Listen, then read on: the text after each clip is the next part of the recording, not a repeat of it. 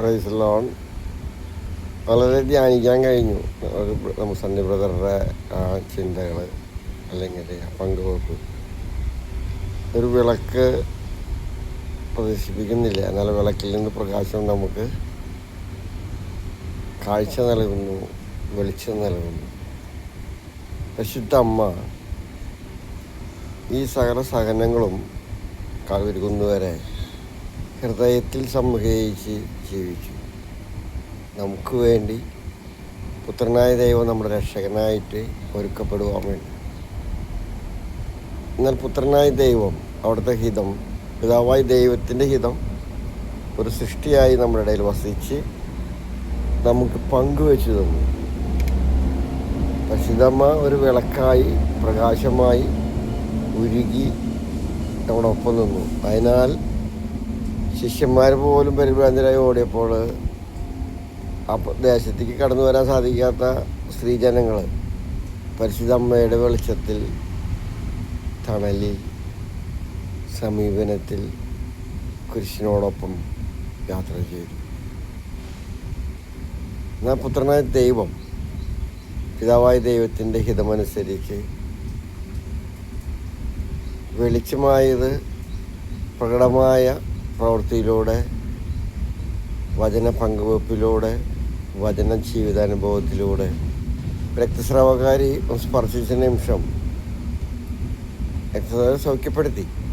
എന്നാൽ അത് പ്രകടമായി പങ്കുവെക്കുകയാണ്. എന്നാൽ പിതാവായ ദൈവത്തിൻ്റെ ഹിതം ആ സമൂഹത്തിലേക്ക് ഒരു വെളിച്ചമായി മാറുവാൻ അത് പ്രകടമായി പങ്കുവെക്കേണ്ടി വന്നു. അന്ധനായവൻ ദാവീദിൻ്റെ പുത്രന എൻ്റെ കനിയണമെന്ന് പറഞ്ഞപ്പോൾ ആ സമൂഹം അവനെ തള്ളി.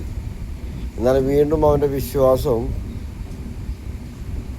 വീണ്ടും ആവർത്തിച്ചപ്പോൾ യേശു അവൻ്റെ അരികിലേക്ക് തിരിഞ്ഞു. ആ നിമിഷം ആ മക്കളെല്ലാം അവനോടൊപ്പമായി, അന്ധനായവൻ്റെ ഒപ്പമായി. ദേവാലയത്തിൽ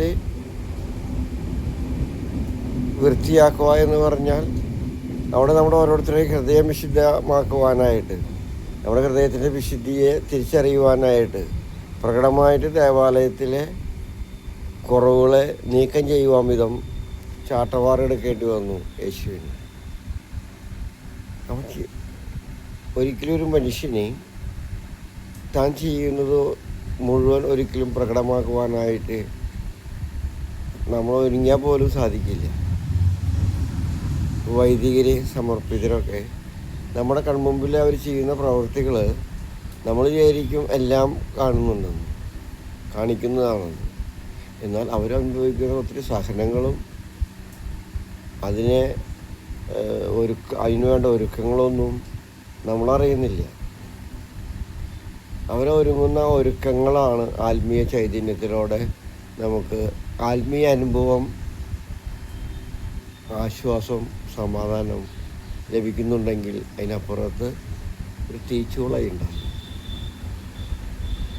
അപ്പം എല്ലാം ചേരുന്നതാണ് ദൈവഹിതം. പത്രോസിൻ്റെ അമ്മായിമ്മ പനി പിടിച്ച് കിടക്കുമ്പോൾ ഇന്ന് നമുക്ക് ചിന്തിക്കുമ്പോൾ നിസ്സാരമാണ്.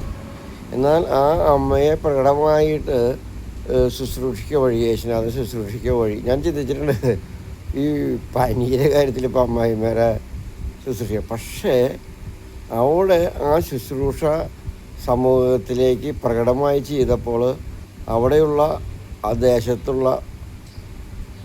ദേശം മൊത്തം പിതാവായ ദൈവത്തിനെ മഹത്വപ്പെടുത്തും വിധം അവിടെ സകല രോഗികളെയും സകല ശുദ്ധീകരണത്തിനായിട്ട് ഒപ്പം ആ ശുശ്രൂഷ വഴി കൊണ്ടുവരുന്നവർ പോലും ശുദ്ധീകരിക്കപ്പെടുന്ന തരത്തിലേക്ക് ആ ഒരു കുഞ്ഞു പനിയെ മാറ്റിയെടുക്കുന്ന പ്രകടമായി പ്രകടിപ്പിച്ചത് കൊണ്ടാണ് ആ ദേശം മൊത്തം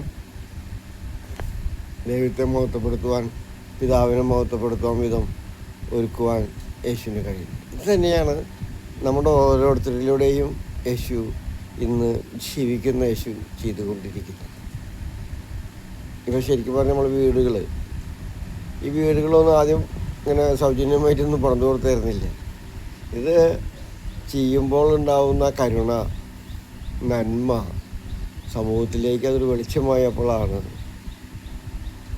ഇന്ന് കേരളം മൊത്തം എല്ലാ സംഘടനകളും എല്ലാ സാഹചര്യങ്ങളും ഒരു കൈ ചെയ്യുന്നത് മറുകൈ അറിയുന്നില്ല എന്നുള്ള സത്യം തന്നെ.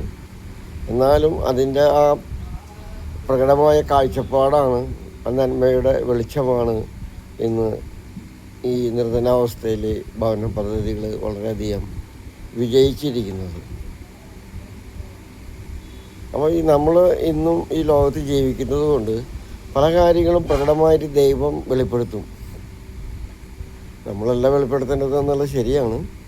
എന്നിരുന്നാൽ പോലും പ്രാർത്ഥിച്ചു ഒരുങ്ങി ദൈവഹിതം പോലെ സമൂഹത്തിലേക്ക് ഒരിക്കലും ആർക്കും പറ്റില്ല തൻ്റെ ചെയ്ത പ്രവർത്തികൾ മുഴുവൻ.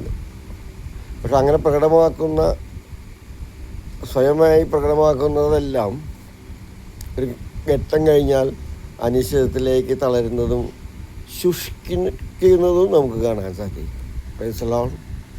എല്ലാവർക്കും ഈ വെളിച്ചം നമ്മുടെ ജീവിതം എത്ര ഒരുക്കിയാലും മറ്റുള്ളവർക്ക് വെളിച്ചമാകുവാൻ ഒരു മെഴുതിരിയെ പോലെ നമുക്ക് ഒരുങ്ങാം.